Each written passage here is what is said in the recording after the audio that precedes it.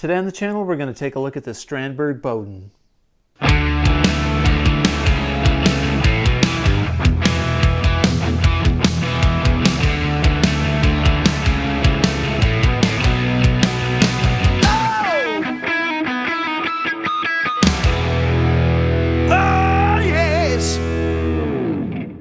Hey everybody, welcome back to the channel. Today we got something special. We're going to take a look at this Strandberg Boden model. This is a Boden 6. I'm excited to have this guitar on the channel. I have been interested in a Strandberg for quite some time. They intrigue me, even though the shape is a little bit polarizing, and I'm not so sure about these fan frets and this shape, but it's cool. This guitar was lent to me. I'm taking a look at it today. I do not own this guitar, but I wanted to do a demo for the channel and check it out. So basically what we have here is the Boden 6 model. These are made in Korea. It's about a 25-inch scale length, maybe 25.5, looking at the specs online. It's got a basswood body and a maple neck.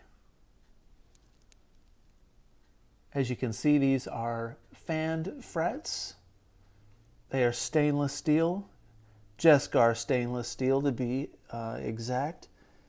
The Strandberg bridge is very interesting. This is an excellent bridge. I strung this guitar and set it up, and it was very easy to get the strings in through the bridge. They go through the back of the fine tuners, and they come out this little hole here and up over this bridge saddle, and then from there they travel up the neck and into the nut.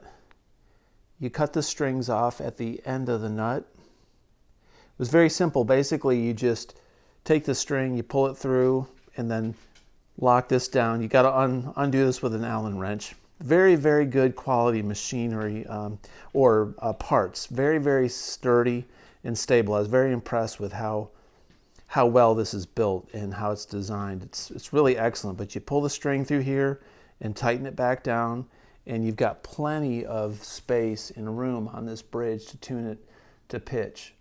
And one thing I really liked about it was when you're tuning it, it's easy to do each one. You don't tune it and get the other one out of tune, one of the other strings. So they're independently easy to tune and very, very accurate tuners. This particular model has Seymour Duncan pickups. It's got a SH2 in the neck and an SH4 in the bridge. So I'm interested to see how these sound. As you can see, they're wired right into the body.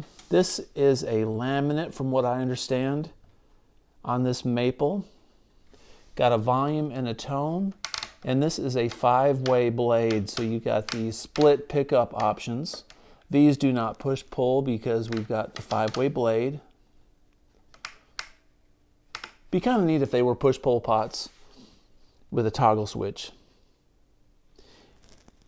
The branding of the guitar is, you can feel it engraved. It's like it's burned into the wood or just engraved, stamped into the wood. The truss rod adjustment on this model is at the very end of the neck. It's up in there. As unusual as this guitar is, as far as appearance, it's very well crafted and designed, and the weight is, I mean, it's so light. I mean, I don't know what the weight is of this thing, but I would venture to say it's around 6 pounds, 5 or 6 pounds. It's very light. You can put this in rest it on your knee here, or you can rest it right there on your knee. So you can position it in 2 different ways. Let me flip this over. It's got a very interesting neck on the back. Let's take a look at that. Okay, here's the back of the guitar. Very nice looking basswood on here. Very pretty. It's got a wood control plate cover. We'll take a look at the controls and the pots in just a moment. This is called an Endur neck. This is, according to the website, they spell it E-N-D-U-R, Endur neck profile. I'm trying to pick this up, but it's carved where the neck looks like it's twisted. It's flat here on the top, and as you go down towards the heel, it travels like in a diagonal line, okay? This is supposed to give you better fretting technique and reduce injury, so I guess it's less fatigue on your hand.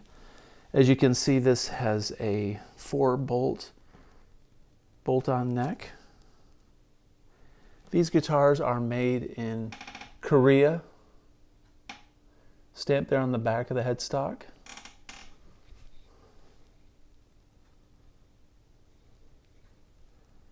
It's a very pretty piece of wood.